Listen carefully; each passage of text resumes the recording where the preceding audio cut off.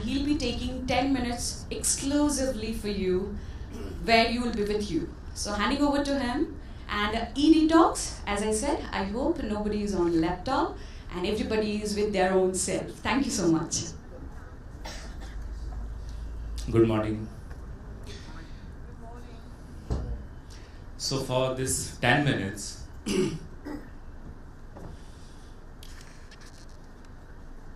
I have planned one of the aspects of yoga, and which is the core aspect of yoga. We have heard about asanas, pranayamas, relaxation. And whatever we do, these are the components of yoga. And the purpose of attempting these components, doing asanas, doing pranayam, doing relaxation, the objective is to experience the state of meditation. So we are going to touch the core aspect of yoga, which is meditation. For that, I request you to please sit straight. If possible, take off your back support. Take off your respect. Make sure you are comfortable. Hands resting on the knees, on the lap. And gently close the eyes.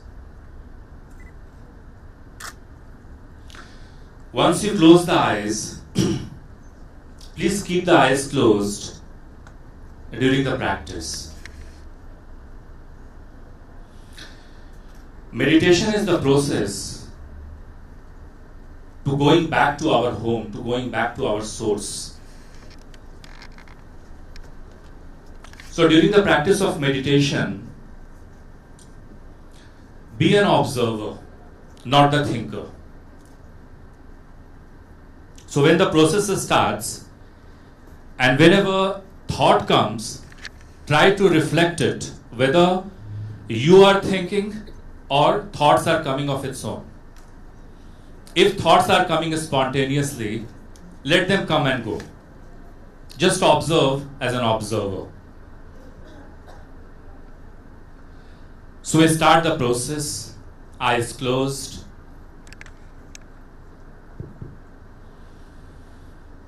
And for some time, just be aware of outside sounds. Externalize your awareness. And slowly, gradually, be connected with the present moment by hearing the sounds.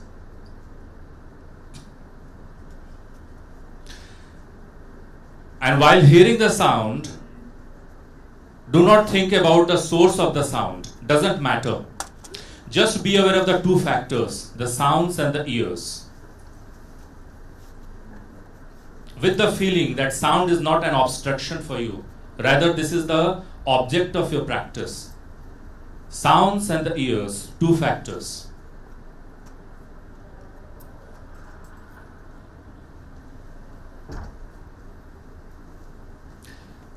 Then become aware of the third factor within, the listener, who listens the sound within.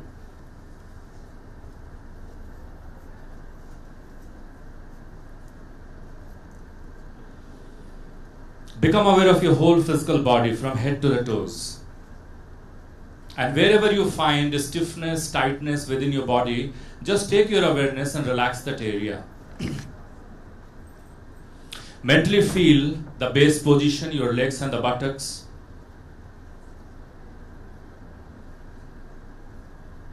The spine is straight, but the shoulders and arms are relaxed.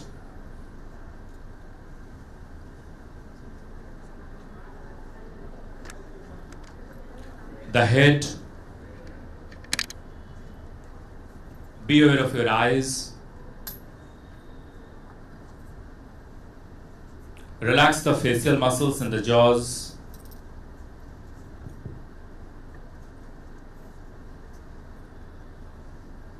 Be aware of your throat,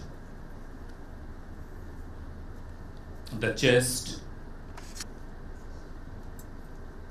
and the abdomen.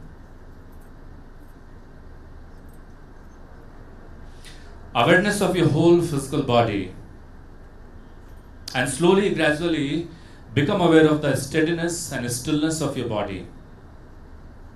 It's like body is becoming steady but relaxed.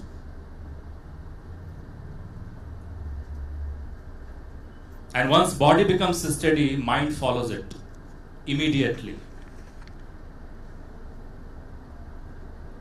And it is called kaya sthairyam, steadiness of the body.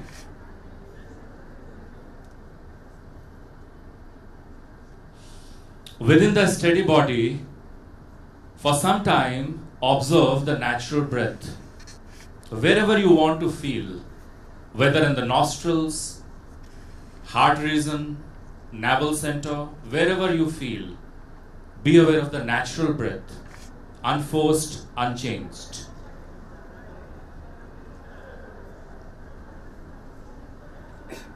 And try to experience the spontaneity of the breath. Just one feeling. That breath is coming in and going out of its own. It's like you are not the doer. You are just an observer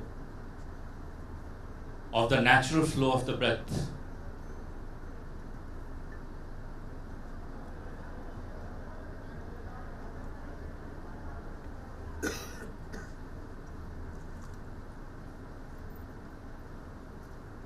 And then be aware of your mental state.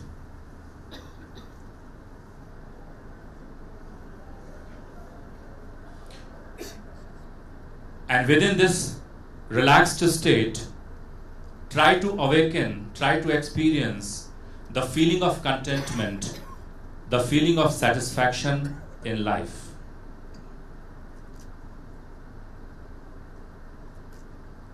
It's like you are filled with the feeling of satisfaction, contentment within. And you are here for next 30 seconds with that feeling.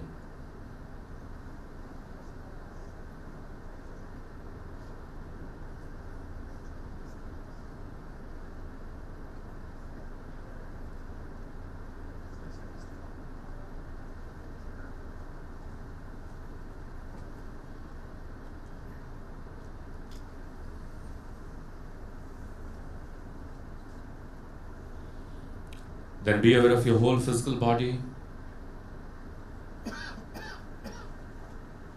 Slowly, gradually externalize your awareness. Be aware of outside sounds, environment.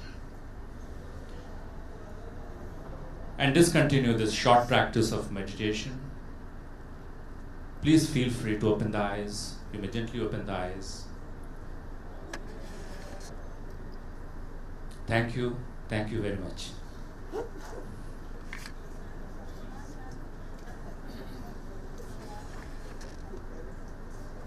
Thank you so much for being with you, sir. That was amazing to see you. And hope you're feeling absolutely right and ready for the next session. So handing over for your sessions. Thank you so much. See you soon.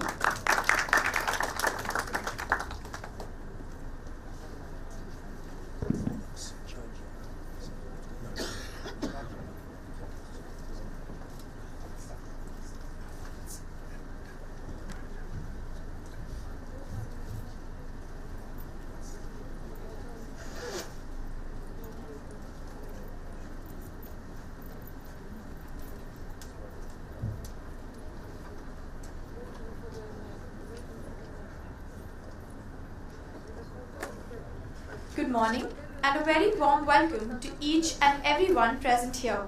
Welcome to the third plenary session on Judicial Standards of Legal Education.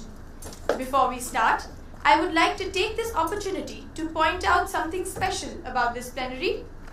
This discussion panel comprises of distinguished judges from all over the globe, and we are privileged to have them amongst us. May I now welcome the chair of this session, Dermot O'Scanlan, Judge, U.S. Court of Appeals, 9th Circuit, United States. I would also like to welcome our panelists, John Hedigan, Justice, High Court of Ireland, Esther Kitimbo Kisage, Justice, Supreme Court of Uganda, Mohan Puris, former Chief Justice and Attorney General, Sri Lanka, Emmanuel Yugirashe Buja, Honorable Justice, President of East African Court of Justice, Tanzania. I also extend a heartfelt welcome to all dignitaries from our partner universities, IALS delegates, and all the dignitaries of the dais. Diarmuid O. Scanlon, Judge, U.S. Court of Appeals, 9th Circuit, United States, received a JD degree in 1963 from Harvard Law School. Sir also earned the LLM Judicial Process degree at University of Virginia Law School in 1992. Sir was also awarded the LLD Honoris Causa by University of Notre Dame in 2002, by Lewis and Clark College in 2003, and University of Portland in 2011. Sir has presided over 10,000 federal cases and has written 100 published opinions on a broad range of subjects. Chief Justice Roberts appointed Judge Scanlon to the International Judicial Relations Committee of the U.S. Judicial Conference and simultaneously appointed him chairman in 2010. Pope Benedict XVI conferred the Order of the Saint Gregory the Great on Judge and Mrs. Scanlon in 2007. We are privileged to have you amongst us, sir. I now request, sir, to take over the mic and begin the session. Thank you very much. Good morning, and welcome to what promises to be a stimulating discussion about the International Association of Law Schools Judicial Standards for a Legal Education, and how IALS member schools might implement recommendations from the judiciary to advance their own educational missions. Our hope is to encourage thinking about what we judges need from law schools and how judges can, in turn, help law schools. How, in other words, can law schools train students who will help judges serve and uphold the rule of law? And how can judges in law schools, how can judges aid law schools in that task? Each of our panelists today brings a wealth of experience and a unique perspective from the judiciary of his or her own country. My own perspective, of course, is grounded in my experience as a judge in the common law system, as a judge, who hears appeals in an Anglo-American common law system. We also will hear from judges who serve in very different law systems. But all of our systems, I suspect, share at least a few fundamental elements, things that judges in nearly every system need law schools to teach their students, both to improve the function of the legal system and to bolster the overarching rule of law. Your Judicial Council has been hard at work since our meeting in San Francisco. In prior meetings, we discussed the need for a statement of judicial standards for a legal education, and now we have completed our review by exchanging comments on a draft first circulated in May of this year. The finished product will be found on page 22 of your program. In order to give context to the remarks of our panel this morning, I will read the main part of the standards in full. The panel will then address various aspects which each judge may wish to emphasize. Looking at the judicial standards on page 22 and looking at the formal recommendation portion, the Judicial Council of the International Association of Law Schools recommends to tertiary educational institutions that they subscribe to the following basic principles in teaching law and the foundation of an effective, ethical, and responsible judicial system. First,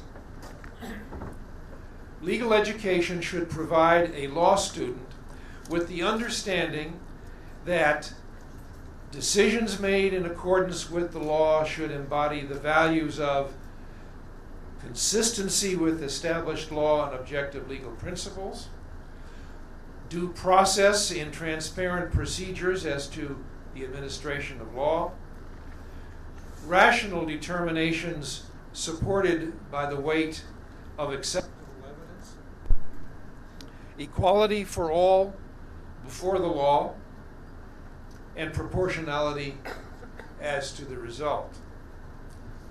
The law should guide the lawful use of power, both private and public. The law should uphold and promote human dignity. The law and legal processes should be fair and transparent. The law and its application should promote stability and predictability in relationships between individuals, including legal entities, as well as between individuals, including legal entities and the state. The law should provide reasonable access for all to the judicial system. The second formal recommendation: legal education should teach, model, and shape a student's sense of the moral and ethical responsibilities of someone trained in the law. Third, legal education at all levels should provide students with sufficient learning opportunities to develop the following essential skills: analytical reasoning, specifically as it relates to legal matters; knowledge and application of doctrinal law; written and oral skills of effective rhetorical argumentation within the context of the law; knowledge, sensitivity, and application of moral and ethical values inherent in the rule of law. Fourth, when the initial law degree is an undergraduate degree, a legal education should provide a broad education in other subject matters so that a law student gains a fuller understanding of the context in which law is formed and utilized in modern society. Avoid particularly an overemphasis on memorizing doctrinal law and the intricacies of law practice. Where entry to the legal profession requires more than an undergraduate degree, provide basically the same curriculum for all undergraduate law students with an emphasis on a broad education, leaving the professional training to the later prerequisite training. And where the undergraduate degree is sufficient for entry to the legal profession, provide specialized professional training in the third and fourth years of tertiary education for students who wish to engage in the legal system as lawyers, judges, or prosecutors. Fifth, tertiary educational institutions which have a degree program for the study in law should conform to the requirements of local regulatory authorities and conform to the standards and outcomes provided in the IALS Singapore Declaration of Standards and Outcomes of a Legal Education. Sixth, legal education evaluative processes should conform with the standards established in the IALS Madrid Protocol on the principles of evaluation of a legal education. Seventh, legal educators should encourage the interaction between judiciary and the legal academy so that each can learn from each other. And eighth and final, legal educators should engage in community outreach, to elementary and secondary schools to foster a belief and commitment to the rule of law.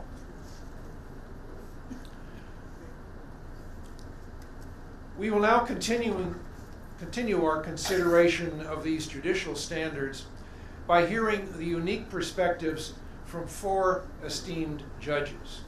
We will then open the session to a broader discussion of the issues we have touched upon, including an opportunity for questions or comments from our audience. And incidentally, I should add that your program notes that we were to receive video welcomes from Dr. Justice Chandrachud, Judge Liu, and Chief Justice Wood. Each extends special regards to all of us, but regrettably, technical difficulties have prevented us from hearing from them directly. First, we will hear from Justice John Hedigan, whom, as you have heard, is a judge on the Court of Appeal of the Republic of Ireland and previously a member of Ireland's High Court and the European Court of Human Rights. We will then hear from Justice Esther Kitimbo Kisaki of the Supreme Court of Uganda, who previously taught law at Makerere University in Kampala, Uganda, before joining the bench. We will then hear from Mohan Paras, former Chief Justice and Attorney General of Sri Lanka. And finally, we will hear from Justice Emmanuel Ujirashibullah, President of the East African Court of Justice in Tanzania, and previously a dean of the law school at the University of Rwanda, among many other notable positions in the academy. Justice Hedigan, the floor is yours. Thank you very much, Dermot. A special thanks to the faculty and all of the staff here at the Symbiosis Law School for the wonderful welcome and hospitality that we have received. It's been a huge pleasure to come here. I'd particularly like to thank all of your students who I think have been doing a remarkable job looking after us all and ordering us around, and we're happy enough to be ordered around if it leads to any kind of efficiency. And